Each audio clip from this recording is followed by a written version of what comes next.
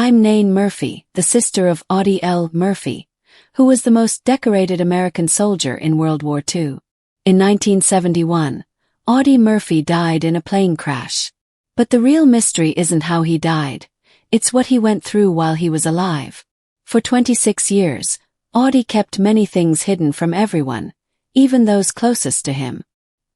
He lived alone in his garage, even though his family was inside the house. Every night, he kept a loaded gun under his pillow because he couldn't sleep peacefully. He also lost $3 million through gambling and no one knew. The government even launched an investigation into him. After his death, his wife sued for $10 million.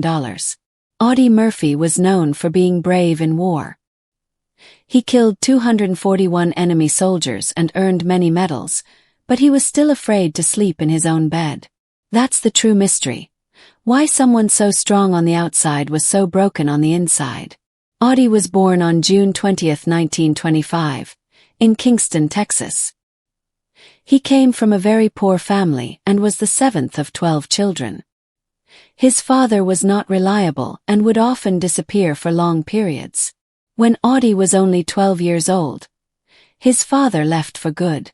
This forced Audie to become the man of the house. He dropped out of school in 5th grade and started picking cotton to earn money. He earned just $1 a day, which would be around $23 today. That little money had to feed his brothers and sisters. It was a heavy responsibility for a child, but Audie had no choice. In 1941, when Audie was only 16, his mother Josie died from pneumonia and heart disease. She was just 50 years old. After her death, the youngest 3 siblings were sent to an orphanage. Audie was completely alone. He never got over losing his mother. He once said, "She took something of me with her. I've been searching for it ever since." That deep sadness never left him. Audie found one way to deal with his pain, by putting himself in danger. He already knew how to survive even before joining the army. Hunger taught him how to shoot. With only a few bullets, every shot mattered. If he missed, his siblings didn't eat. He hunted small animals like rabbits and squirrels using a slingshot and a borrowed rifle. People who knew him said he never missed. That perfect aim became the one thing in life he could control. Later, this skill would make him one of the most deadly soldiers in the war. By the end of World War II, Audie had killed at least 240 enemy soldiers. But when he first tried to join the military, no one wanted him. He was too small and skinny, only 5 feet 5 inches tall and weighing about 112 pounds. The Marines rejected him. The Navy said no. Even the Army didn't want him to fight. They wanted to send him to cook school. But Audie didn't want to stay behind cooking while others were in battle. His sister helped him change his birth certificate so he looked older. Finally, the Army let him join. It was June 30, 1942, and he was just 17 years old. The war gave Audie something to fight against, and a place to release the pain he carried inside. His first kills happened in Sicily in July 1943. 2 Italian officers on horseback tried to escape, but Audie took them both down with 2 perfect shots. He was just 18 years old. That same week he got malaria, but he didn't stop fighting. The disease came back several times during the war, but he always refused to stay in the hospital. He went back to the front lines every time. In early 1944, he fought at Anzio, Italy, one of the most dangerous battles of the war. Thousands of soldiers died there. Audie described it as a place where you felt like your time would run out at any moment. On March 2, 1944, he crawled through heavy enemy fire, got close to a German tank, and destroyed it using rifle grenades. He did it all by himself. That act earned him a Bronze Star. But more than the medal, it showed how fearless he had become. Nothing affected Audie as deeply as the death of his best friend, Lottie Tipton. While they were fighting in France, 2 German soldiers waved a white flag pretending to surrender. Tipton stepped forward and they shot him immediately. Audie was devastated. He charged at the enemy position alone, took their machine gun, killed 6 soldiers, wounded 2 more and captured the rest. He didn't stop shooting until everyone was down. Later he said, "I do not stop firing while there is a quiver of life left in them." That moment wasn't just about revenge. It was grief, rage, and the need to survive. As the war continued, Audie changed. While others got weaker, he grew stronger. Bullets no longer scared him. Officers often said that Audie Murphy could sense danger better than anyone else. The soldiers who served with him respected him deeply, but many were also a little afraid of him. He didn't talk much, rarely smiled, and seemed emotionally distant. He wasn't just a soldier anymore. He had become something colder, harder. When the army offered to make him an officer, he refused. He didn't want to leave his fellow soldiers behind. He also turned down a promotion because it would have forced his tired unit to go through more training drills. That's the kind of leader he was, always putting his men before himself. Murphy struggled with malaria, which kept coming back. He was hospitalized several times, once in Sicily, once in Naples, and again in March 1944, but he kept returning to the battlefield. On May 8, 1944, he and 60 soldiers from Company B received the Combat Infantry Badge, an award for those who had experienced the worst combat. But for Murphy, no medal could replace what the war had taken from him. Then came the day that showed the world just how far he was willing to go. On January 26, 1945, near the French village of Holtzwihr, Murphy, just 19 years old, stood between his remaining soldiers and a large enemy force. Company B had been nearly destroyed. The day before, 102 out of 120 men had been lost. Only 18 remained. Now they faced 6 German tanks and about 250 enemy soldiers.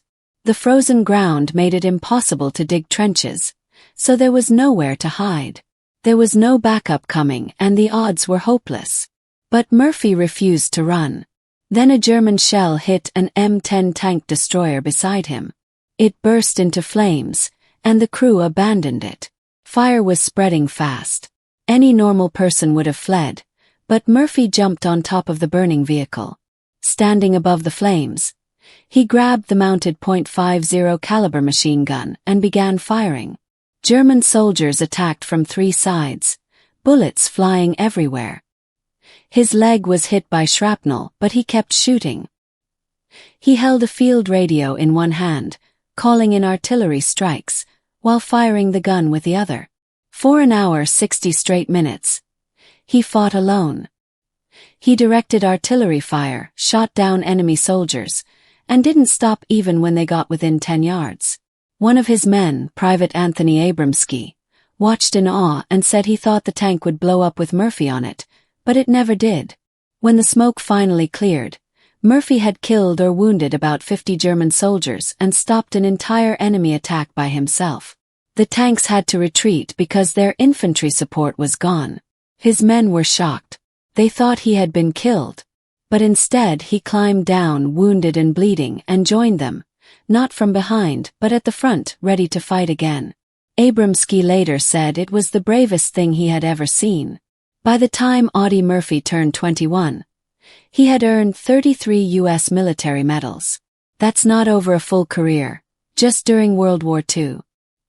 He received every Combat Valor Medal the U.S. Army had at the time: the Medal of Honor, the Distinguished Service Cross, 2 Silver Stars, 2 Bronze Stars, and 3 Purple Hearts. He also earned the Legion of Merit, several campaign ribbons with battle stars, and foreign awards like France's Legion of Honor and the Croix de Guerre, and Belgium's Croix de Guerre with Palm. Still, he never showed off his medals. In fact, he gave many away. The replacements now sit in a museum in Dallas. The number that followed him for the rest of his life was 241. That's how many enemy soldiers the U.S. credited him with killing. Some say it was more, possibly over 250, counting those killed by artillery strikes he called in. But Murphy never liked talking about it. When a reporter asked how they came up with the number, he replied, "I don't know how they know. I didn't keep count. I don't want to know." When someone asked what it felt like to kill that many people, he simply said, "It didn't feel either way." Feeling wasn't a luxury in the infantry. He never bragged. If anything, the war haunted him. He once said, The only thing I've ever found I was any good at was war, which is a terrible thing. Everything changed when Life magazine put him on the cover on July 16, 1945. The image of a young, freckled 21-year-old Texan labeled America's Most Decorated Soldier made him instantly famous. Actor James Cagney saw potential in Murphy and brought him to Hollywood. He signed Murphy to his production company and promised to make him a movie star. But that promise didn't last.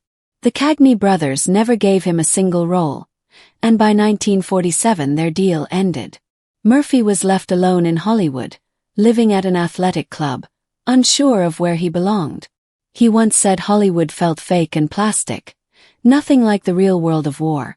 In 1948, things started to improve when he got a small part in a film called Texas, Brooklyn and Heaven for $500, about $7,000 today.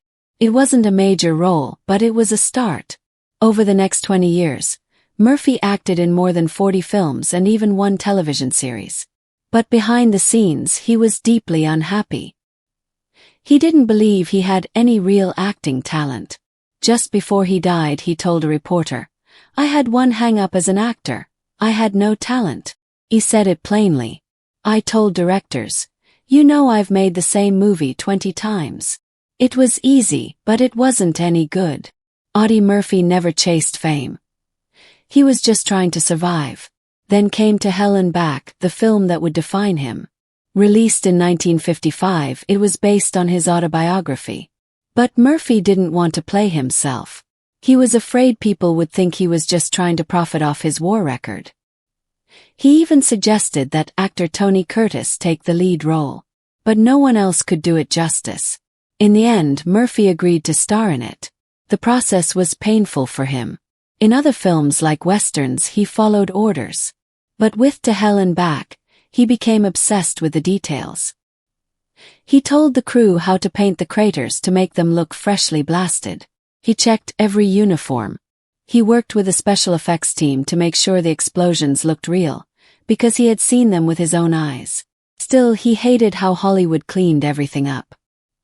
He remembered the real Battle of Anzio in freezing rain. In the movie it looked sunny.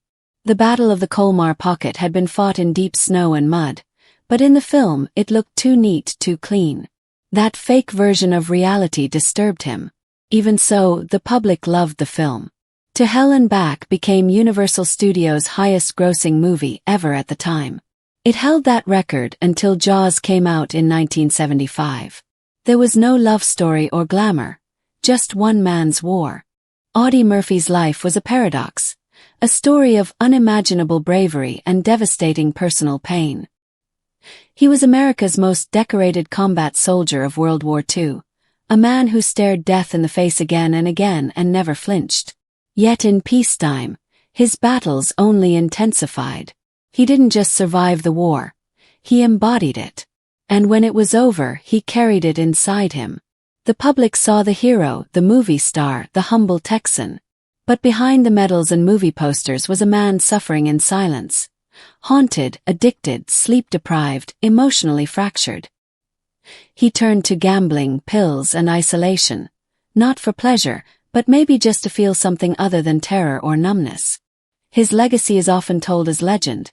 The 19-year-old on the burning tank destroyer, the 21-year-old with more medals than anyone else in American history, the Hollywood icon who played himself on screen.